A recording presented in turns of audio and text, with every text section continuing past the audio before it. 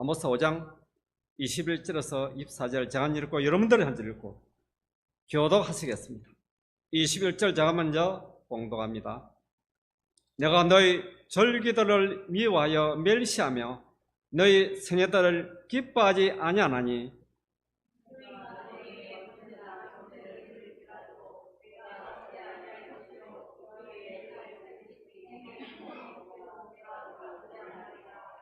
내 노래 소리를 내 앞에서 거칠지어다. 내 비파스로도 내가 듣지 아니하리라.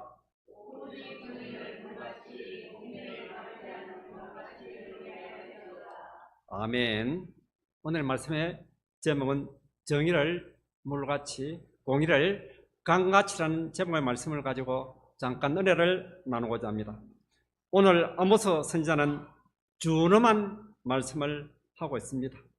이 대목은 당시 이스라엘 민족의 시대상을 잘 대변해주고 그 시대상에 맞게 그렇게 아주 강독하게 말씀을 하고 계십니다. 저희들은 또한 주일이면 어떻습니까? 거룩한 주일을 구별하여 하나님께 나와 예배를 드리고 있습니다. 정성스럽게 옷을 또한 갈아입고 준비한 예배를 하나님께 드립니다.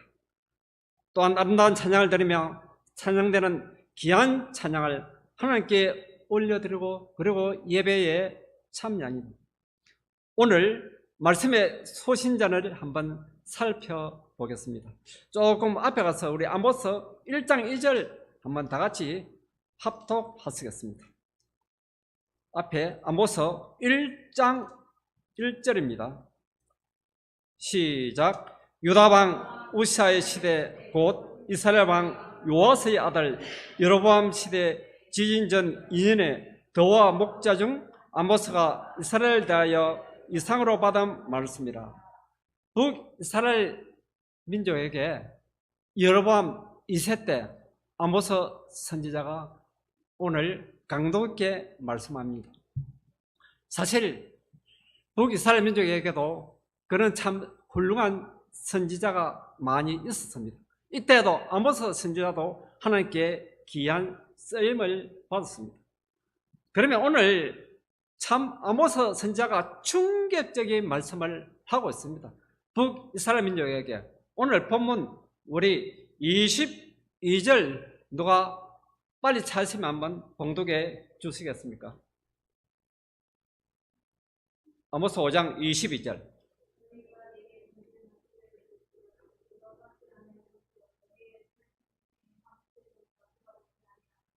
아멘. 참 아주 두렵고도 무서운 말을 하고 있습니다.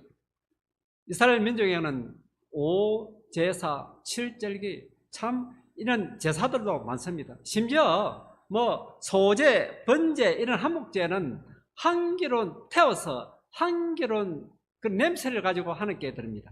특히 번제 같은 경우는 아침에도 드리고 또 오후 저녁에도 그렇게 드렸습니다. 그런데 이런 정성스럽게 드리는 이런 제사, 오늘날 우리 현 시대 말로 같으면 바로 예배입니다. 이는 아무리 좋은 예배, 아무리 거룩한 예배로 받지 않겠다고 하나님께서는 단언하게 이렇게 말씀을 하고 있습니다.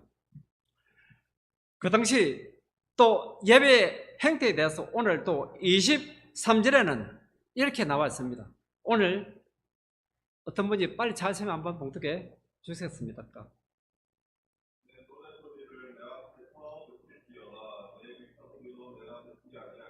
아멘. 심지어 그들은 부르는 그 아무리 화려한 그런 찬양, 그 노래 곡조도 시끄러운 소음으로 한마디로 여기겠다고 그렇게 말씀하고, 너희들 아무리 좋은 찬양을 들어도 나는 그 길을 막겠다고 그렇게 말씀을 하고 있습니다. 당시 북이스라엘 우리 여로보암 2세 시대는 천민족 사상 아주 전성기를 누렸습니다. 경제적으로도 풍요하고 또 군사적으로도 똘똘 뭉쳐서 주위 어느 나라 못지않게 부강한 나라가 되었습니다.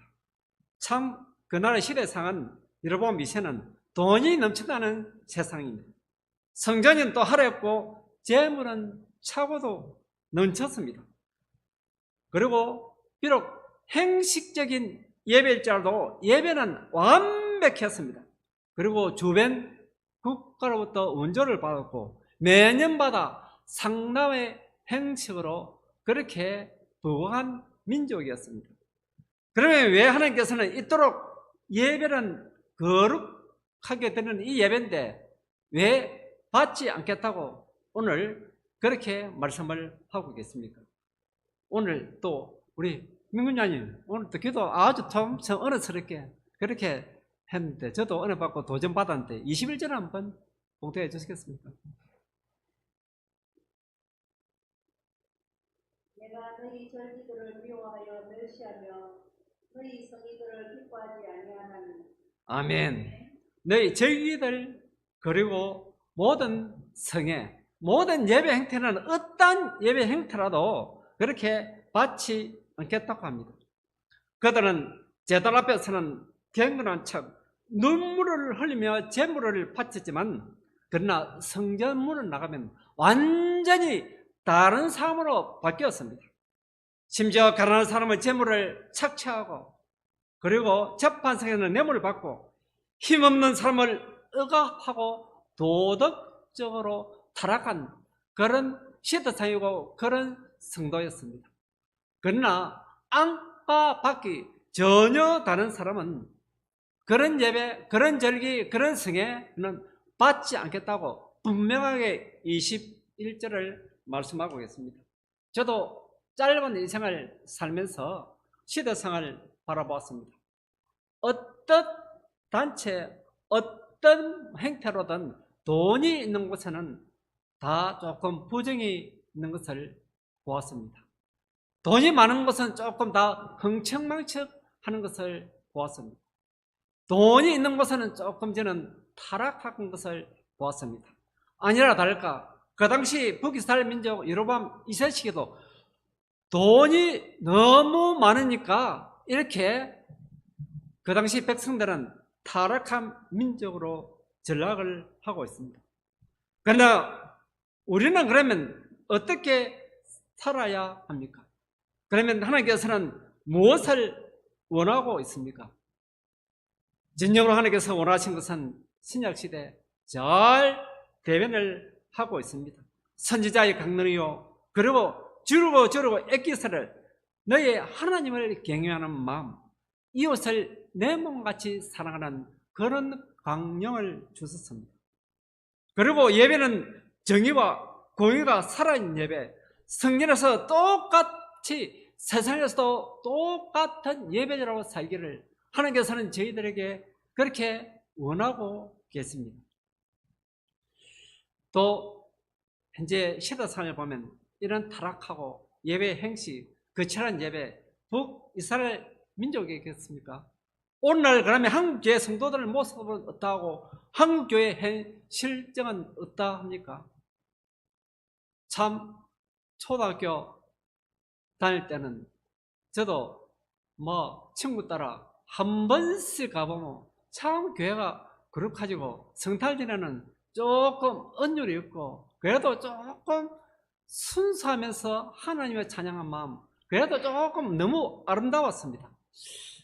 이상하게도 시대상으로 가면 갈수록 그 아름다운 이제 정신세계 내 가슴에 묻어있는 이런 아름다운 무지개가 아직까지 피어나지 않는 것 같습니다.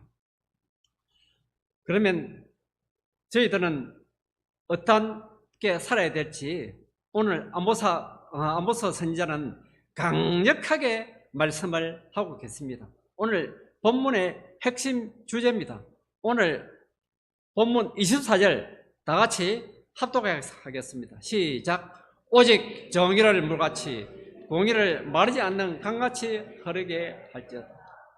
아멘. 여기서 정의는 그리고 공의는 그렇게 분명하게 단락을 지어서 말씀을 하고 있습니다. 정의는 바로 억울한 사람이 없도록 올바르게 그렇게 자랑하고 사회적으로 약자를 보호하는 것이 바로 이는 정의의 행태입니다. 그리고 공의는 정의보다는 조금 다릅니다. 하나님과의 올바른 관계에 있어서 나는 도덕적이고 많은 행동을 의미하고 그리고 윤리 규범 기준이 분명해야 되는 것이 바로 공입니다. 저도 참 이런 공점 앞에 나와도 참 떨리고 이렇게 참 온 국민, 온 성도가 실천했으면 하는 저희 개인적인 바람입니다. 그리고 저희들은 똑같이 하나님께서는 이 시대 상에서도 또 요구를 하고 있습니다. 저희들은 이런 경건의 모습, 이런 공의, 이런 정의는 간헐적으로 실천하는 것이 아니고 간헐적으로 하나님께서 바라는 것도 또한 아닙니다. 우리 삶의 현장에서 그리고 삶의 일터에서 가정에서 학교에서 직장에서도 어느 순간 어느 바다를 내딛는 곳이라도 하나님이 주신 이 공의를 실천하면서 하나님이 주신 이 공의 앞에 살아갈 때 우리는 자신 앞에 더 가슴에 의가 쌓여집니다. 그리고 자신도 모르게 더 용기가 쌓여지고 있습니다. 자신도 모르도 이렇게 공의가 하나님의 의, 정말로서 이렇게 참 자하 실현이 탑 쌓이듯이 서서히 쌓여지는 것이 바로 하나님의 공입니다.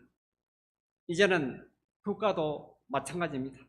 우리 한국 사회 국가의 지도자도 책임 있는 자세를 보여야 합니다. 국가의 리더로는 정치 생명의 유지하는 것은 아니고 무섭고 떨리고 두려운 마음으로 국민 앞에 올바른 정신으로 서야 합니다. 또 국가 경영을 책임 있는 자세로서 하되 정의를 행하고 공의를 실천을 해야 할 것입니다. 그리고 이 역사 앞에서도 하나님 앞에서도 한 점 부끄럽는 깨끗하고 흠이 없고 도덕적으로 그렇게 국가의 리더의 자세요, 국가의 리더가 되어야 할 것입니다. 이제 말씀을 정리를 하겠습니다.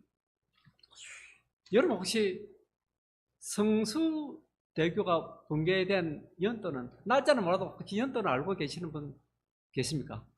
모르죠. 그걸 1993년 10월 21일 성수대교가 붕괴되었습니다. 그리고 1년 있다 한 6월 달에 삼풍백화점이 무너졌습니다. 그리고 3년 있다 한국의 IMF 혹독한 시련과 고난을 맞았습니다. 저는 성수대교 붕괴 때 최고 가슴 아픈 사연을 한번 보았습니다.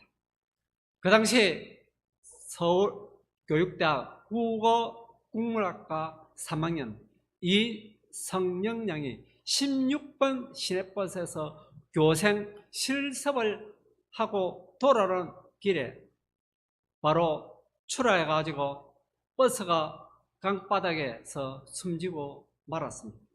그리고 그의 아버지는 군인 가족인데 직업이 군인인데 성년 양이 죽기 전, 성수대교가 붕괴하기 전 11개월 전에 가로사로 사망을 하였습니다.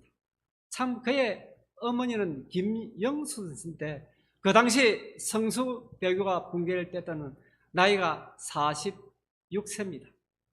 그러나 그 46세는 중년의 부인이 참 남편을 잃은 것도 너무 가슴 아픈데 그의 딸마저도 참 사고로 이러니까 억장이 무너지지 않겠습니까?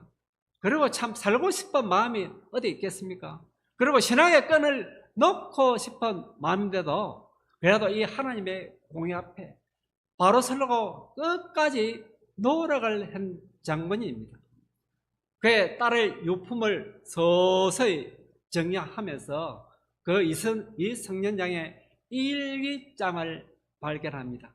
그 일기장에는 자기는 14가지 목표를 세우고 이것을 실현을 하겠다는 그런 내용을 발견을 합니다. 그 14가지의 소원이 첫째, 100명 이상을 전도한다. 그리고 두 번째는 목사관을 짓는다. 세 번째는 교회를 짓는다. 네 번째는 장학 제도를 만든다. 그리고 다섯 번째는 신앙 소설을 쓴다. 그리고 여섯 번째는 1명 이상 입양한다. 그리고 7번째는 단기 선교를 떠난다. 그리고 8번째는 강원도에 이동 도서관을 짓는다. 그리고 기타 등등 또 해가지고 14가지입니다. 그래서 자기 어머니는 자기 딸이 입바람처럼 장기 기증을 하시겠다고 그래 하는 바람에 또 장기 기증을 하려고 해서나 그 시선을 너무 좀 12시간을 지체하는 바람에 이미 그 장기는 재생을 할 수가 없습니다. 그래서 그 몸을 고려대학교 의과대학 병원에 해부 실선용으로 기증을 합니다. 그리고 그 당시 받은 2억 5천만 원을 보상금은 장학 남설교회도 성령자학하는 이름으로 그 장학금을 전부 내놨습니다. 그 당시 자기 남동생은 이상혁 군인데 고3이었습니다. 그 당시 마침 붕괴되는 그날은 카이스트 면접을 보러 가는 그런 날이었습니다. 자기는 참 성교대교 붕괴되는 뉴스를 통해 알고 있었는데 자기 누나가 거기서 죽었다는 것은 도저히 믿기지 않고 몰랐고 면접을 응했습니다. 그러나 그 면접에서 카이스트에서 탈락하였습니다. 그리고 정시의 모집에 고려대학교 산업학과에 그렇게 합격을 하여서 산업학도로서 그렇게 살아갑니다. 그때는 어머님과 그리고 자기 동생 이상혁 군은 자기 딸, 자기 누나가 못한 14가지를 소원을 그때부터 실천하기로 결심을 합니다. 그때 김영순 씨는 46세 때 신학을 공부합니다.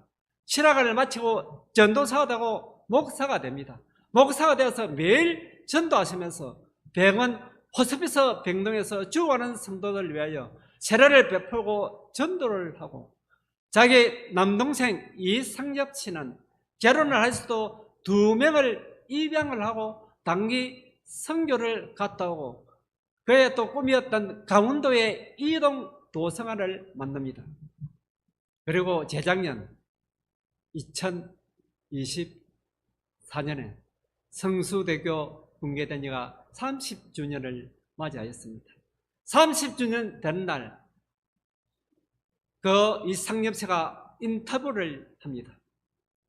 인터뷰를 하는데 자기 누나 이성년 누나가 16가지 그 꿈과 소원을 쟁취하는데 30년이 걸렸습니다.